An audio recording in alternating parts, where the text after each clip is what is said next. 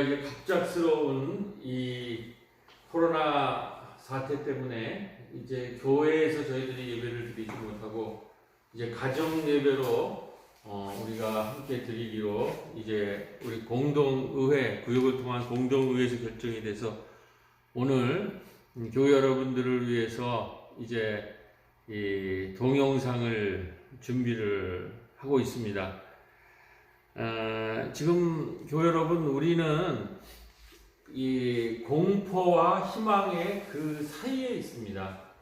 그래서 우리가 어떻든 간에 주일 지금 각 가정에서 예배를 드리지만은 우리가 이제 이 공포를 넘어서서 이제 희망으로 나가는 그런 희망을 갖는 오늘 주일 예배가 되기를 주님의 이름으로 기도드립니다.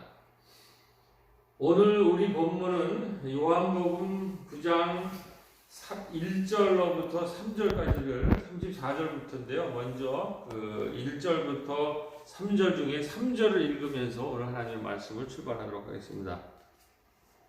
예수께서 대답하시되 이 사람이나 그 부모의 죄로 인한 것이 아니라 그에게서 하나님이 하시는 일을 나타내고자 하심이라. 이런 말씀이 있습니다. 우리가 지금까지 쭉 함께 이제 요한복음을 읽어왔는데 그 요한복음의 출발에 요한복음은 생명의 물이다. 사마리아 여인에게 그 다시는 목마르지 않는 그 물을 주겠다고 하시는 그 말씀에 이어서 공포에 휩싸여 있는 제자들에게 내가 너희들은 다시는 배고프지 않은 생명의 떡을 주겠다고 하시는 그런 예수님을 우리가 기억할 것입니다. 오늘 우리 요한복음 9장의 말씀은 날 때부터 맹인이 된 그 소경을 눈띄우는 그런 사건인데, 그래서 생명의 빛으로 오신 예수님을 말씀하시는 것인데, 이렇게 예수님이 소경을 눈을 띄우자 바로 공격이 들어옵니다. 맹인이 2절에 보면, 9장 2절에 보면 제자들이 물어 이르되 랍비여 이 사람이 맹인으로 난 것이 누구의 죄로 인함이니까 자기이니까 그의 부모임입니까? 이렇게 얘기를 하는 거예요. 이건 뭘 의미하냐면은 이 소경이 맹인이 된 것은 그의 죄로 인한 것이다. 자꾸 이 사람이 소경이기 때문에 이 눈을 뜰 수가 없다라고 이 소경을 낙인을 찍는 거예요. 그러니까 당시 유대인들은 모든 죄나 문제는 다 죄 때문이다. 그래서 당신이 이 소경을 눈을 띄웠다는데 그게 사실일 수가 없다. 이렇게 시비를 거는 거예요. 여러분, 이 지금 사태가 오늘 우리나라에 지금 일어나고 있습니다. 신종 코로나 사태가 일어나자 신천지의 교주는 마귀의 장난이라고 얘기를 하고, 일부 개신교 교회 목사들의 설교 중에서 중국이 기독교를 박해해서 코로나가 중국에서 창궐을 했다고 얘기하는 겁니다. 우리들의 죄 때문에, 사람들의 죄 때문에 하나님이 심판으로 이 코로나 사태를 일으켰다, 이렇게 얘기를 하는 거예요. 이러한 설교와 행동은 요한복음 9장 2절에 죄를 지어서 벌을 받는 것이라는 논리와 같은 의미의 논리와 설교입니다. 그래서 심지어 광화문에서 이 위기의 상황에서 사람들을 위험하지 않다고 거짓말을 하면서 광화문에서 시위를 하고 있는 사람도 있어요. 지금 우리 사회에서 문제를 일으키고 있는 신천지와 광화문의 집회들, 또 일부 목사들의 설교는 우리 사회의 모렴치와 무책임을 대변하고 있는데, 이것이 다 기독교의 외피를 쓴, 기독교의 가면을 쓴 사이비 집단들이라는 거죠. 우선 우리가 이것을 분명히 깨달아야 됩니다. 그 사이비 집단이 늘 얘기하는 것은, 그것은 우리들의 죄 때문이다, 너희들의 죄 때문이다 하고 공포를 자꾸 조장하고 있다는 거예요. 그래서 어떤 분이 이러한 현상에 대해서 자신의 페이스북에 이런 글을 올리셨습니다. 지금 우리가 보기에는 코로나 바이러스보다 개독 바이러스가 1000배, 1000배 위험하다. 일반 바이러스는 백신이라도 개발할 수 있지만 개독 바이러스는 약도 없다. 이러한 글이 지금 페이스북에 올라오고 있는 것입니다. 그런데 이러한 사이비 기독교는 1세기 유대교와 오늘 우리 이단과 사이비들 사이에 많은 닮은 점들이 있습니다. 당시 유대교는 자신들의 모든 문제를 일거에 해결해 줄 메시아를 앉아서 기다리고 있었습니다. 초인적인 메시아가 나타나서 자신들을 해방시킬 뿐만 아니라 세계를 지배한다는 비전이 있습니다. 아무것도 하지 않고 그냥 메시아를 기다리는 것입니다. 이러한 1세기 유대인과 같은 초일을 기다리는 현대판 종교가 바로 이만희를 영생불면의 신으로 여기는 신천지와 같은 사이비 종교인 것입니다.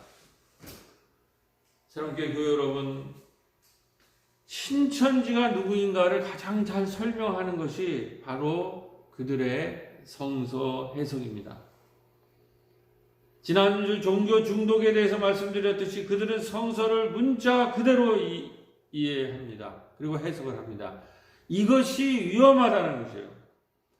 성서는 기본적으로 고대 사회를 배경으로 하였기에 그 표현 양식이 신화적이고 상징적인 이미지를 가지고 있습니다. 특별히 요한계시록은 바로 이러한 신화적 상징적인 이미지로 가득 찬 책입니다. 이러한 요한계시록과 같은 상징과 이미지의 책을 인문사회적 기초 없이 그냥 문자적으로 읽기 시작하면 성서를 읽으면 읽을수록 14,400명이 바로 천국 티켓 숫자로 읽히기 시작한다는 것입니다. 요한계시록 14장 1절에 있는 14,400명을 주님이 재림하실 때 공중들림에서 그들만 구원을 받을 것이다 하는 것을 문자적으로 얘기하면 14,400명만 구원받고 나머지는 다 불바다가 된다. 그랬기 때문에 14,400명에 들어오기 위해서 우리가 노력을 해야 된다. 옛날에는 시한부 종말론이라고 했는데 이 사람들은 시한부 종말론이 아니라 선택적 종말론이에요. 그 안에 들기 위해서 경쟁하고 신자유주의처럼 경쟁하고 남을 제껴야 우리가 그 14,400명의 무리에 들어가서 다른 사람들은 다 물바다가 되는데 우리만 살 것이다. 거기에 들어가기 위해서 가정도 버리고 남편도 버리고 아내도 버리고 자식도 버리고 온 사회적으로 무리를 일으키는 것이 바로 신천지라는 거죠. 그렇기 때문에 이러한 문자주의적 성서 해석은 성서를 읽고 눈을 뜨는 것이 아니라 오히려 읽을수록 시야가 좁아지기 시작하고 결국은 모든 관계성과 사회성을 이뤄 가정과 직장, 사회 모든 것을 잃고 마는 반사회적 암적인 존재가 되는 것입니다. 예수님은 당시에 이러한 성서 해석을 가졌던 유도 지도자들이 나병한 자, 가난한 자, 옥에 갇힌 자 등은 모두 그들이 죄를 지었기 때문이라고 생각하고 그렇게 설교할 때 예수님은 놀랍게도 예수님은 오늘 소경 치유의 논쟁처럼 이러한 인과응보적인 해석을 정면으로 방박하셨습니다. 그리고 오히려 그 병자들을 고치시고 눈먼 자, 옥에 갇힌 자, 가난한 자에게 자유를 선포하고 그들을 해방시키러 내가 오셨다고 선포하신 것입니다. 이러한 사이비 현상을 바로 타파하신 분이 우리 예수 그리스도인 줄로 믿습니다. 여러분, 신천지 교리의 두 번째 특징은 그들이 모략이라는 전도 방식입니다. 신천지의 특이점은 모략이라고 해서 거짓말이 허용된다는 점입니다. 특히 교단을 위한 거짓말은 신을 위한 것이니 거짓말이 아니고 구원을 준다고 얘기합니다. 외부 활동, 특히 전도를 위한 거짓말은 얼마든지 허용되고 심지어 장려가 되고 있다는 것입니다. 하나님의 일을 하기 위해서는 거짓말을 해도 된다는 것입니다.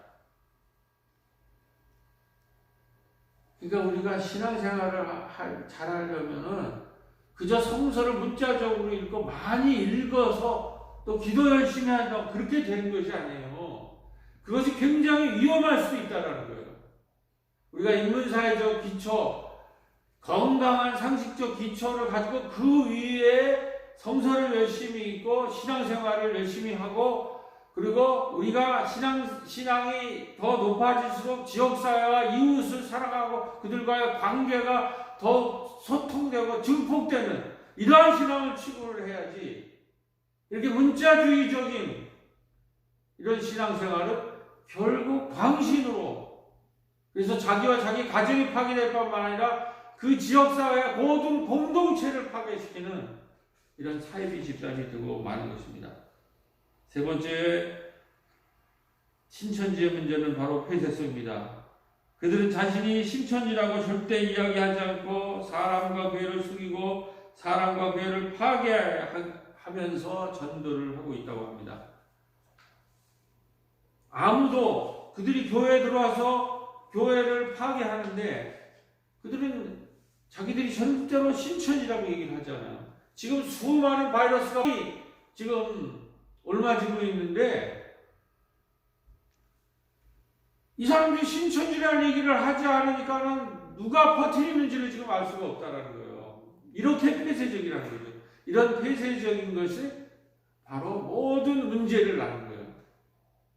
그렇기 때문에 건강한 교회는 절대로 폐쇄적일 수가 없습니다. 나는 크리스찬이다, 나는 어느 교회 다닌다를 분명하고 정직하게 밝히고 떳떳하게 살아가는 것입니다.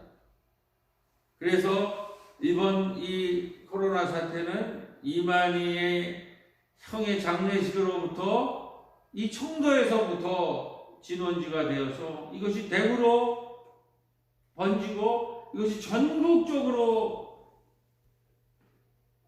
전파되면서 오늘의 이 사태를 이르게 한 것입니다. 근데 일부 사람들은 신천이 바로 이들의 근본 문자주의에 기초한 반사회적인 폐쇄성에 기초하고 있다고 하는 것. 이 종교 집단의 폐쇄성에 대해서 우리가 분명한 경고를 하고 우리도 언제든지 열려있고 언제든지 정직하고 건강한 그러한 교회를 추구해야 될 줄로 믿습니다. 여러분, 오늘 설교 제목은 이제 공포와 희망 사이에서 눈을 뜰 때입니다.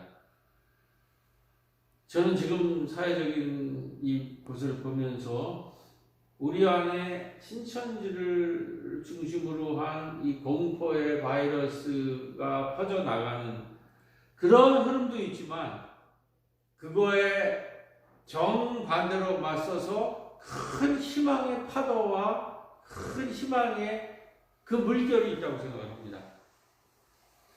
우리는 신천지가 출발할 때 미국 아카데미 시상식에서 봉준호 감독이 온 나라가 코로나 바이러스의 공포에 짓눌려 있을 때 이 공포감을 일거에 날려버린 그 쾌거를 모두 다 경험을 했습니다. 그리고 이 사건은 바로 오늘 소경의 눈뜨임의 의미를 잘 드러내는 세계적인 소경의 치유 사건이라고 우리는 생각합니다.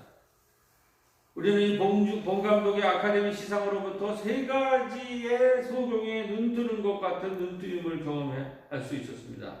첫 번째는 이번 봉준호 감독의 기생충 시상식으로부터 아카데미 시상식의 의미 자체가 변하기 시작했다고 합니다. 봉준호 감독이 여러 번의 시상식 연설이 화제가 되었는데 그중 바로 미국 영화제도 지역 영화제에 불과하다는 그런 얘기를 봉 감독이 했습니다. 이 얘기가 뭐냐면 지금 이 아카데미 상 시상식은 굉장히 많은 비판을 받았어요. 그동안 미국 백인 남성들을 중심으로 한 영화제에 불과하다는 거예요.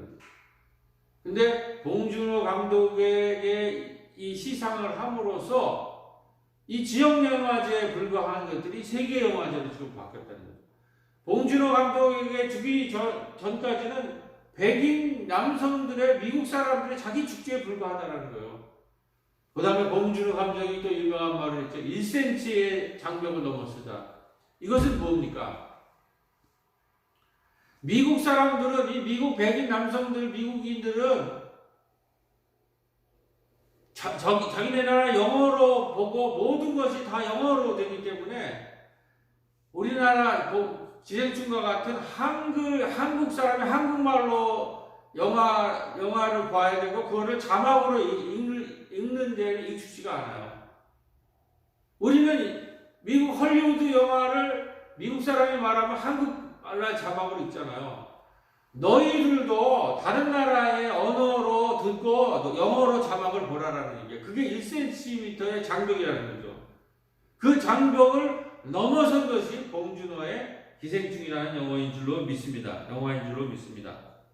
두 번째는 정치권의 반응입니다.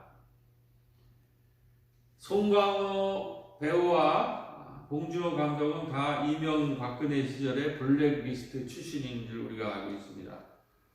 2003년 살인의 추억은 공무원, 경찰을 부패한 집단으로 묘사해서 국민에게 부정적인 인식을 주었다는 평가를 받았고 2013년 설국열차는 시장 경제를 부정하고 사회 저항 운동을 부추긴다는 이유로 문학의 블랙리스트로 분류가 되었습니다. 이에 대해서 미국의 워싱턴 포스터는 기생충이 이러한 블랙리스트로 분류된 봉준호 감독이 아카데미 수상을 받자 이명박근혜 정권의 문화 블랙리스트가 계속됐다면 오늘날 봉준호 감독이 빛을 보지 못했을 것이다 라고 얘기하면서 기생충은 한국 민주주의의 승리라는 그런 평가를 했습니다. 우리가 지금 세계의 문화를 이끌고 있잖아요. BTS랑 봉준호 감독이. 그게 왜 지금 가능하냐. 그거는 우리의 30년 동안의 민주화의 변화가 촛불혁명을 통해서 한류로 전 세계를 강타하고 있는 거예요. 그래서 미국인들이 한국 사람들이 하는 한국말 영화를 보고 영어로 자막을 보는 시대가 됐고 미국 소녀들이 서구 소녀들이 한국말로 BTS의 한국말을 떼창을 하는 그런 시대가 됐다는 거죠. 이것이 한국의 민주화가 이제 세계의 촛불 문화 혁명으로 지금 변하고 있다고 하는 것을 우리에게 시사해주고 있는 것입니다. 그러니까 한편으로는 이 공포의 바이러스가 우리의 온 사회를 뒤엎지만 한편으로는 이 한류라는 문화의 희망의 바이러스가 온 세계로 지금 번져나가고 있는데 이 두 가지가 지금 한국의 2020년 3월 1일 이 두 힘이 부딪히고 있는 겁니다. 한국 사회에서. 우리가 다시 낡은 공포의 시대로 갈 것이냐 아니면 희망의 미래로 갈 것이냐 하는 것이 3월 3일절에 2020년 3일절에 우리 삶 가운데 부딪히고 있고 4.13 총선에 이것의 결과가 나오는 줄로 믿습니다. 그렇기 때문에 우리가 소경이 지금 눈먼 것처럼 공포에 눈먼 우리들이 예수 그리스도를 만나서 눈을 띄어야 되는 줄로 믿습니다. 여기서 오늘 본문을 다시 한번 읽어보겠습니다. 9장 30절에 이 고침을 받은 눈뜬 소경의 증언입니다. 9장 30절. 그 사람이 대답하여 이르되 이상하다. 이 사람이 내 눈을 뜨게 하였으되 당신들은 그가 어디서 왔는지 알지 못하는도다. 자꾸 이 바리새나 이 율법학자들이 와서 너가 죄인인데 어떻게 눈을 떴느냐고 그 부모를 압박하고 이 눈뜬 사람을 압박하니까 이 소경이 얘기해. 나는 분명히 그 사람이 내 눈을 띄워줬다라고 얘기를 하는 거예요. 지금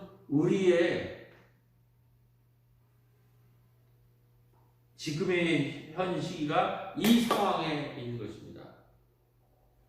어느 의사가 말했다고 그랬죠? 확진자가 엄청 늘어났다는 것에 놀라지 마시고 확진자를 엄청나게 빠르게 찾아내고 있다는 사실에 놀라시라고. 지금 우리는 이것을 중국 때문에 그렇다고 얘기하고 있고, 지금 외신들은 전부 확진자가 늘어나, 일본은 지금 진단하지를 않아요. 이 병 자체가 그렇게 치사율이 높지 않고 건강한 사람은 며칠만 있으면 낫는 병이기 때문에, 그렇다고 해서 조심하지 말자는 얘기가 아니라, 그러기 때문에 일본은 아예 검사도 안 하고 미국도 그런데 약해요. 그런데 우리는 온 사회가 지금, 우리도 지금 교회를 폐쇄했듯이 온 사회가 달라붙어서 이거를 하고 정부가 엄청나게 빠르게 해서 전 세계가 놀라서 열심히 지금 검진을 하기 때문에 이렇게 많은 사람이 확진자가 드러나는 것이지, 이게 공포에 휩싸일 일이 아니라는 거죠. 그만큼 우리가 열심히 지금 환자를 찾아내고 있다는 거죠. 이렇게 눈을 새롭게 뜨고 시각을 달리 봐야 된다는 거죠. 외신들은 이렇게 보고를 하고 있어요. 지금 외신들의 한편에서는 이 바이러스의 정체는 사이비 종교와 보수적인 정치 세력이라고 하는 그러한 뉴스가 나오고 있다는 거죠.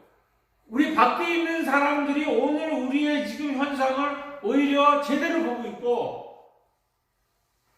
우리 자신의 공포에 사로잡힌 우리들이 이 사태를 잘못 보고 있을 수 있다는 얘기예요. 그 얘기가 바로 유명한 예수님의 이 얘기에 대한 마지막 말입니다. 39절 말씀입니다. 9장 39절. 예수께서 이르시되 내가 심판하러 이 세상에 왔으니 보지 못하는 자들을 보게 하고 보는 자들은 맹인이 되게 하려 함이라. 지금 우리가 시각을 새로 잡아야 된다 그런 말이에요. 지금 확진자가 늘어나는 것은 공포에 휩싸여질 일이 아니라 우리가 빨리 그 환자들을 잡아내고 있다는 거죠. 보고 있다고 하는 자가 보지 못하고 있는 사람이 보고 있는, 그래서 맹인을 눈을 내가 띄워주고 있다는 거예요. 그런데 그 정말 눈먼 사람이 자꾸 와서 예수님을 괴롭히고 그 사람이 눈 뜰 리가 없다 이렇게 얘기를 하고 있다는 것입니다.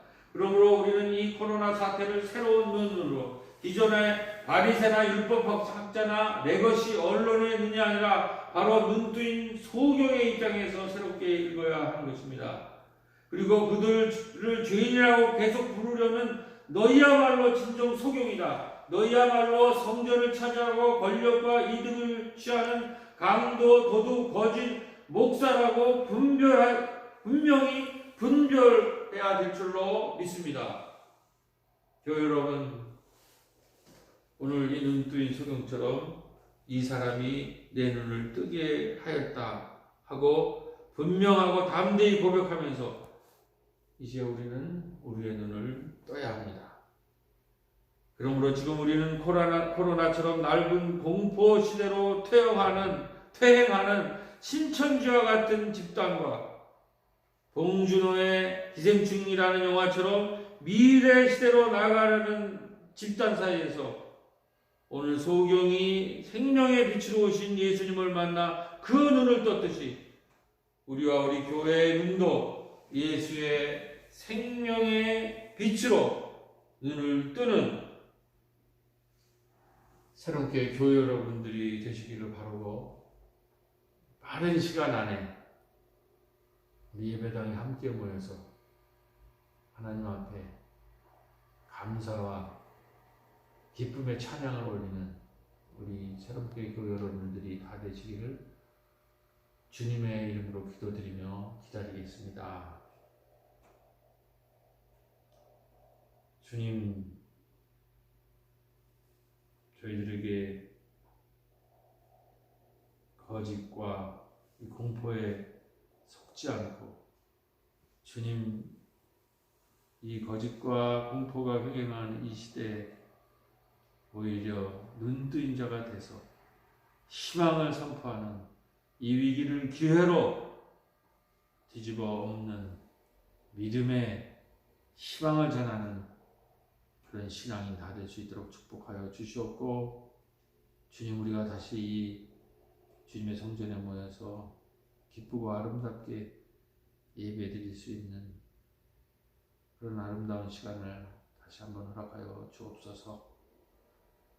보고 싶은 우리 교인들을 함께 모일 수 있는 그날을 허락해 주실 줄 믿사옵고, 모든 말씀 우리 주 예수 그리스도 이름을 지어서 간절히 기도드려 싸움나이다. 아멘.